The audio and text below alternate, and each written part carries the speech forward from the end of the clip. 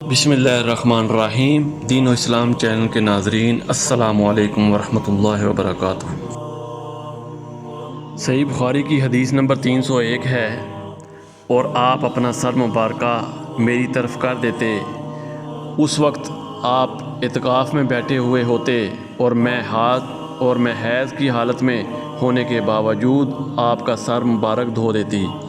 اسی طرح صحیح بخاری کی حدیث نمبر 301 ہے، آپ نے فرمایا، ہم ازواج میں سے کوئی جب حائضہ ہوتی اس حالت میں رسول اللہ صلی اللہ علیہ وسلم اگر مباشرت کا ارادہ کرتے تو آپ ازار باندھنے کا حکم دے دیتے، باوجود حیض کی زیادتی کے پھر بدن سے بدن ملاتے۔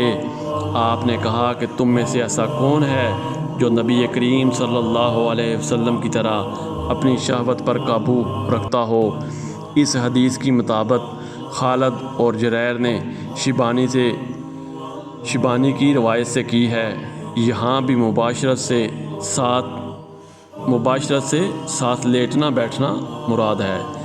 اسی طرح صحیح بخاری کی حدیث نمبر 303 ہے، جب نبی کریم صلی اللہ علیہ وسلم اپنی بیویوں میں سے کسی سے مباشرت کرنا چاہتے اور وہ حائضہ ہوتی تو آپ کے حکم سے وہ پہلے ازار باندھ لیتیں، اور سفیان نے شیبانی سے اس کو روایت کیا ہے۔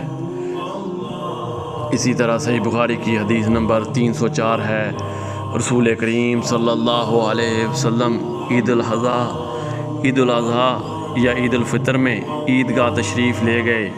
وہاں آپ عورتوں کے پاس سے گزرے اور فرمایا، اے عورتوں کی جماعت، صدقہ کرو، کیونکہ میں نے جہنم میں زیادہ تمہیں کو دیکھا ہے۔